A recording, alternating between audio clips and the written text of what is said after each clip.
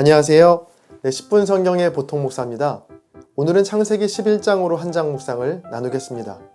혹시 창세기 11장을 아직 읽지 않으셨다면 영상을 잠시 멈추고 창세기 11장을 먼저 읽고 오세요. 창세기 11장은 두 부분으로 나눌 수 있습니다. 먼저 1절부터 9절까지 바벨탑을 쌓다입니다. 온 땅의 언어와 말이 하나였던 때 노아의 후손들은 시날 땅에 머물러 살게 됩니다. 자, 그곳에서 벽돌을 만들어 성읍과 높은 탑을 쌓기 시작합니다. 노아의 홍수를 의식한 듯 하늘 꼭대기에 닿을 만큼의 높은 탑을 쌓아 흩어짐을 면하자라는 목적이었죠. 하지만 이것이 하나님 보시기에 악했습니다. 성읍과 탑을 쌓는 그들의 악한 동기를 아셨던 하나님은 그들의 언어를 혼잡하게 하셨고 온 지면에 흩으셨습니다. 성읍과 탑을 쌓다가 실패한 곳의 이름을 바벨이라고 불렀는데 그 뜻은 온 땅의 언어를 혼잡하게 하셨다입니다. 그렇게 바벨탑 쌓기는 실패로 끝이 납니다. 다음으로 10절부터 32절까지 셈의 족보입니다. 지난 10장에서도 나왔던 셈의 족보가 또 등장하는데요. 11장에서는 셈의 족보 중에서도 특히 데라의 가문을 자세하게 소개합니다.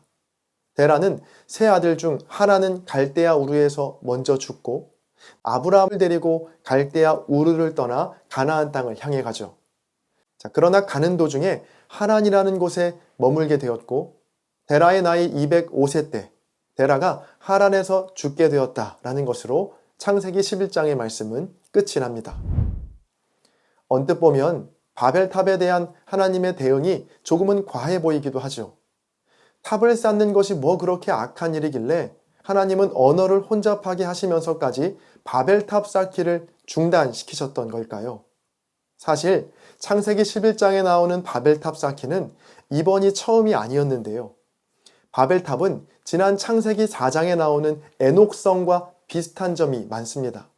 자, 먼저 4장 16절에서 가인은 하나님을 떠나 동쪽으로 가다가 노 땅에 거주했다라고 나오죠. 그리고 11장 2절에서는 노아의 후손들도 동쪽으로 옮기다가 시날 평지를 만나 거류했다라고 나옵니다. 그리고 4장 17절에서 가인은 성을 쌓고 그 성의 이름을 자기 아들의 이름을 내세워 에녹이라고 짓죠. 역시 11장 4절에서도 성읍과 탑을 건설하여 자기의 이름을 내세워 온 지면에 흩어짐을 면하자라고 합니다. 에녹성과 바벨탑 모두 거주하던 곳을 떠나 동쪽으로 이동했고 그곳에서 성을 쌓고 자신들의 이름을 내었다라는 공통점이 있습니다. 이처럼 바벨탑은 처음 일어난 사건이 아닙니다. 어떻게 보면 노아의 후손들이 쌓은 바벨탑은 가인의 후손이 쌓았던 에녹성의 반복이었죠.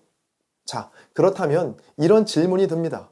노아의 후손은 왜 가인의 후손이 저지른 잘못을 반복했던 것일까? 그건 바벨탑 속에 숨겨진 죄의 속성이 그만큼 강력하기 때문인데요. 먼저 첫 번째로 하나님께 묻지 않았다입니다. 3절입니다. 서로 말하되 자, 벽돌을 만들어 견고히 굽자 하고 이에 벽돌로 돌을 대신하여 역청으로 진흙을 대신하고 시날 평지에서 그들은 벽돌을 만들게 됩니다. 이 벽돌은 여러모로 그들에게 아주 좋은 발명품이었죠. 넓은 평지에서 돌을 구하는 것도 또 운반하는 것도 어려웠을 테니 직접 벽돌을 만드는 것만큼 편리한 방법은 또 없었겠죠.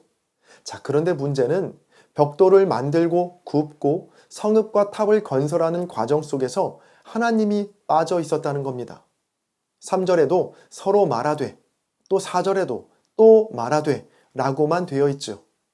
바로 하나님을 배제한 채 사람들끼리만 말하고 의논했다는 겁니다.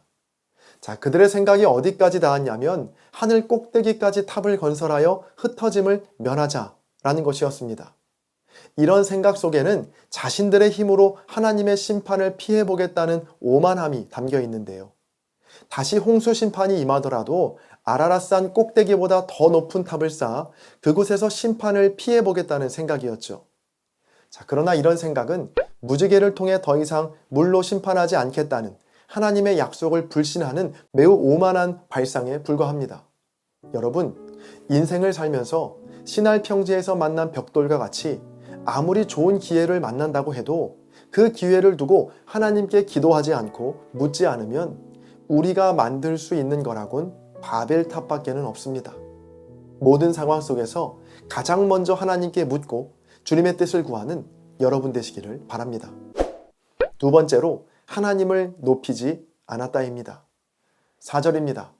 또 말하되 성읍과 탑을 건설하여 그 탑 꼭대기를 하늘에 닿게 하여 우리 이름을 내고 온 지면에 흩어짐을 면하자 하였더니. 바벨탑을 쌓을 때 사람들은 우리 이름을 내자라고 말하죠. 우리가 이만큼 높은 탑을 쌓고 심지어 하나님의 심판도 피해갈 수 있는 높은 곳에 있다라고 자신의 이름을 자랑하는 건데요. 자, 그렇게 자신의 이름을 자랑하며 쌓아가던 바벨탑은 한순간에 무너져 내립니다.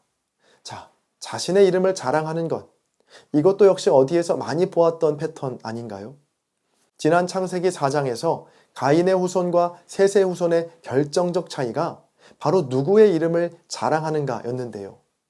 가인의 후손들의 관심은 언제나 자신의 이름뿐이었죠. 얼마나 자신의 이름을 중요하게 여겼냐면 가인이 성을 쌓고 그 성의 이름을 자신의 아들의 이름인 에녹성이라고 지었겠습니까? 자, 그러나 셋의 후손은 달랐습니다. 셋이 에노스를 낳았을 때 그때의 사람들이 비로소 여호와의 이름을 부르기 시작했습니다. 기억하세요. 내가 스스로 높아지려고 하면 한없이 추해지고 작아지지만 하나님을 높이려고 하면 하나님께서 저와 여러분을 높여 주실 줄로 믿습니다. 마지막 세 번째로 하나님께 순종하지 않았다입니다. 4절의 마지막을 보면 온 지면에 흩어짐을 면하자라고 나와 있죠. 자, 그런데 하나님께서 창세기 1장에서 아담과 하와에게 생육하고 번성하여 땅에 충만하라, 즉 온 땅에 흩어지라고 명령하셨습니다. 또 노아의 홍수 이후에 노아의 후손들에게 하신 말씀도 동일했는데요. 창세기 9장 1절입니다.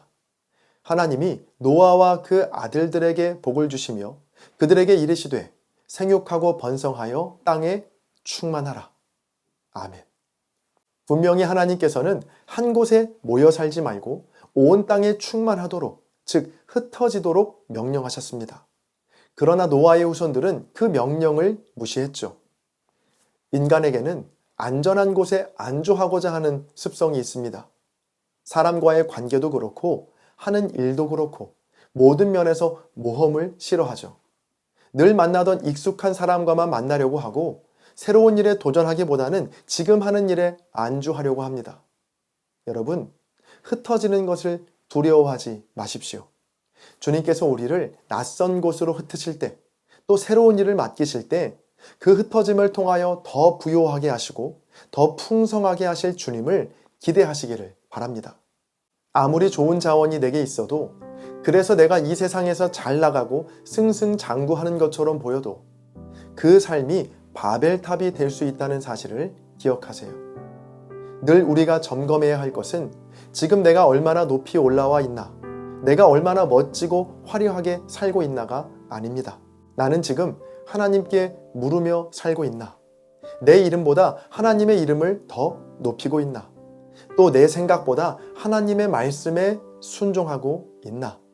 이 세 가지를 늘 점검하셔서 여러분의 인생이 무너져야 할 바벨탑이 아니라 영원히 무너지지 않을 거룩한 주님의 성전이 되시기를 주님의 이름으로 간절히 축복합니다.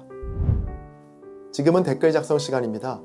오늘의 영상을 통해 아니면 여러분 각자의 묵상에서 발견한 은혜와 도전들을 댓글에 남겨주세요. 댓글을 적기가 부담스러우신 분들은 좋아요로 한 장 묵상에 동참해주세요. 또 공유와 책 구매를 통해서도 한 장 묵상을 홍보해주세요. 여러분의 나눔이 누군가에겐 큰 위로와 도전이 될 수 있습니다. 찬양 들으시면서 댓글 남겨주시고요. 저는 다음 영상에서 뵙겠습니다. 감사합니다.